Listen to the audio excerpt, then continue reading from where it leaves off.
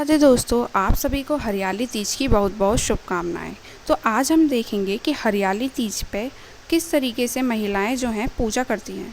तो हरियाली तीज को श्रावणी तीज भी कहा जाता है क्योंकि इसको श्रावण मास की शुक्ल पक्ष की तिथि को मनाया जाता है। इस व्रत को पत्नियां पति की लंबी उम्र के लिए हरे रंग की साड़ी, मेहंदी और हरे रंग की चूड़ियाँ पहन के शिव गौरी यानी पार्वती की पूजा अर्चना करती हैं। इस व्रत को करने से कहा जाता है कि महिला को अखंड सौभाग्य की प्राप्ति होती है।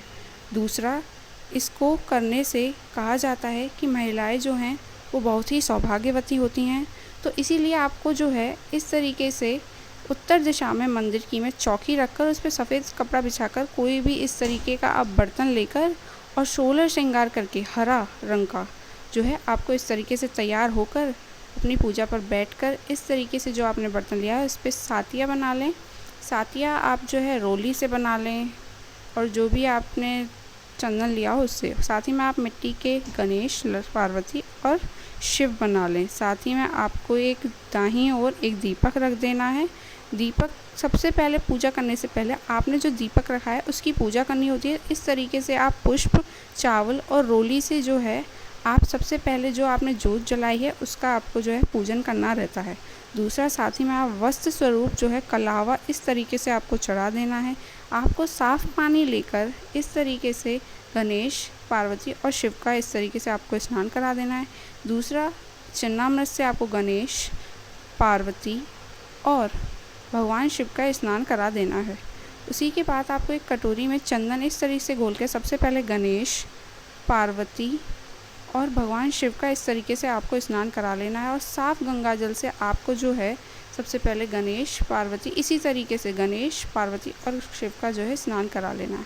और इस तरीके से आप जो है इस कोई भी तस्वीर आप चाहें तो नंदी भी बना सकते हैं, लेकिन मैंने यही बनाए हैं। आप जो है सबसे पहले गणेश जी का जो है तिलक करेंगे, फिर शिव जी का चंदन से और माता पार्वती का आप सिंदूर से जो है मांग भरेंगे इसी तरीके से। वहीं आपने जो तस्वीर रखी है आपको सबसे पहले शिव जी का, फिर गणेश जी का चंदन से तिलक लगाना है और माता पार्वती का आपको सिंदूर से जो है मांग भरनी है।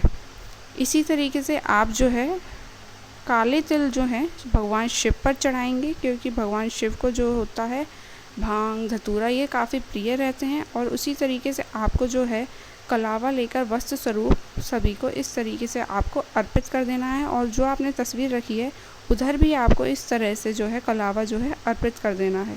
साथ ही में आप जो है सबसे पहले गणेश को इस तरीके से रुई में इत्र लगाएंगे।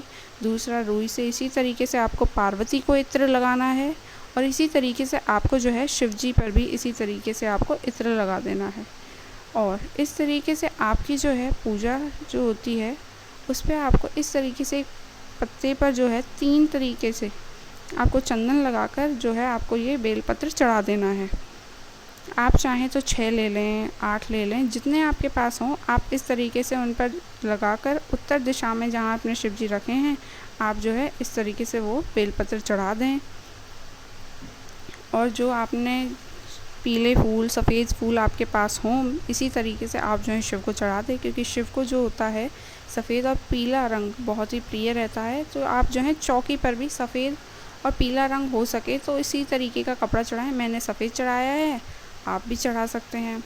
उसके बाद आपको क्या है, इस तरीके से आपने पूजा कर ली, आप कथा सुनने बैठें उससे पहले आप जो है इस तरीके से सावन के महीने में घेवर हुआ, फल हुए और जो कुछ भी आपने मीठा बनाया आप वो रख लें। मैंने जो है घेवर और कुछ फल रखे हैं, आप भी इस तरीके से कुछ भी रख सकते हैं जो आपने और कुछ बनाया हो। मैंने नहीं बनाया था तो मैंने घेवर रख लिया।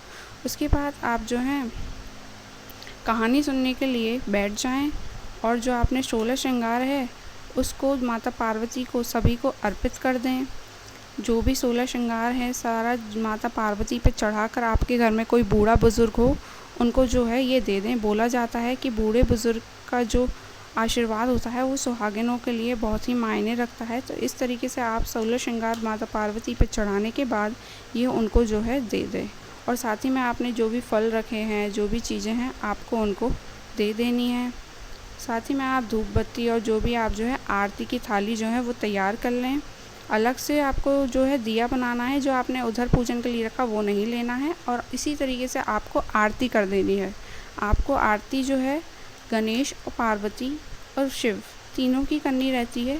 आरती करने के बाद आप क्या है, गंगा जल से जो भी आरती की थाली है उसको शुद्ध कर लें और आपको सभी जो भी आपने पूजा की है, माता पार्वती शिव सबको आरती देने के बाद इसको पूरे घर में घुमा लें। उसके बाद जो भी आपने मनोकामना है, हाथ जोड़कर जो भी मनोकामना है वो आप भगवान के सामने आप जो है इस तरीके से प्रार्थना करें। और जो भी चीज़ें आपने रखी हुई हैं, आपके जो भी 16 श्रृंगार हैं, उस पे इस तरीके से जो भी ये फल सब कुछ जो है आपको, जो भी आपके घर में बूढ़ा बुज़ुर्ग हो उनको दे देनी है। और आपको ये जो कहानी जो होती है, व्रत की पूजा सब कुछ आपको सुबह करना रहता है, शाम का कुछ नहीं होता। और आरती करने के बाद अगर आपको हमारा पूजा विधि संपन्न होती है, अगर आपको हमारी वीडियो पसंद आई हो तो हमारे चैनल को सब्सक्राइब और लाइक करना ना भूलें। जय श्री राधे, जय श्री श्याम, जय श्री कृष्ण।